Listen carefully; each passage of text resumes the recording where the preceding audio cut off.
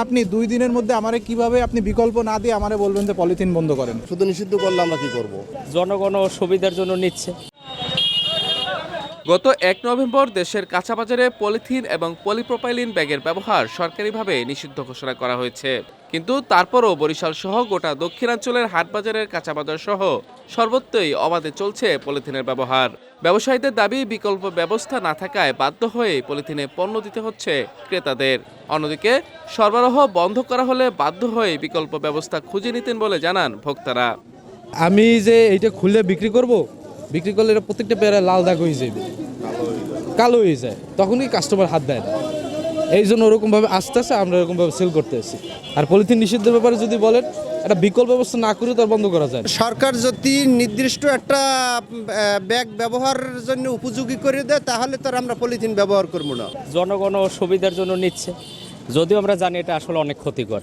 ঠিক আছে, কারণ এটা সহজে মাটিতে ডিকম্পোস্ট হয় না, পচে যায় না, গলে যায় না, বছরের পর বছর থেকে যায়। যখন আমি ২২ বছর ধরে অভ্যস্ত হয়ে গেছি একটা জিনিসের প্রতি, তখন আপনি ২ দিনের মধ্যে আমারে কিভাবে আপনি বিকল্প না দিয়ে আমারে বলবেন যে পলিথিন বন্ধ করেন? বিকল্প যদি কোনো ব্যবস্থা না করা হয়, শুধু নিষিদ্ধ করলে আমরা কি করব? এর আগে ২০০২ সালের ১লা মার্চ পরিবেশ ও জীববৈচিত্র্যের জন্য হুমকি উল্লেখ করে পলিথিন ব্যাগ নিষিদ্ধ ঘোষণা করে তৎকালীন সরকার। তবে এক্ষেত্রে শতভাগ সফলতা দেখাতে পারেনি কোনো সরকারই। উল্টো গত ২২ বছরে বেড়েছে এর উৎপাদন ও ব্যবহার।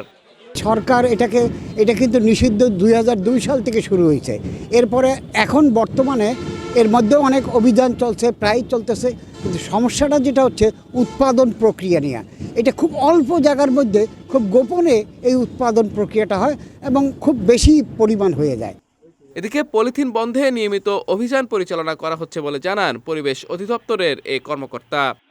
মোট ৮টি অভিযান পরিচালনা করি। ৮টি অভিযান পরিচালনা করা হয়, তাতে 18টি মামলা দায়ের করি, আর একজনকে তার কারাদণ্ড দেওয়া হয়, আর প্রায় আমরা ১২,৭০০ টাকার মতো জরিমানা আদায় করা হয়। সাথে আমরা প্রায় ২.৫ টনের মতো পলিথিন জব্দ করি। অন্যদিকে পরিবেশ অধিদপ্তর বরিশাল বিভাগীয় কার্যালয়ের উপপরিচালক জানান পলিথিনের বিরুদ্ধে এক কথায় জেহাদ ঘোষণা করা হয়েছে। নিষিদ্ধ ঘোষিত পলিথিনের বিরুদ্ধে পরিবেশ অধিদপ্তর, পরিবেশ বন ও জলবায়ু পরিবর্তন মন্ত্রণালয়, এক কথা বলতে গেলে আমরা জিহাদ ঘোষণা করছি। যে যেখানে আমরা পলিথিন পাবো সেখানেই আমরা মোবাইল কোর্ট পরিচালনা করবো, তাকে আমরা দণ্ডের আওতায় নিয়ে আসবো।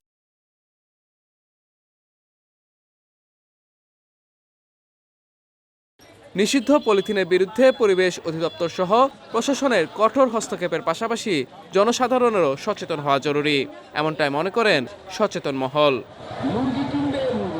বিজয় টিভি নিউজ ডেস্ক।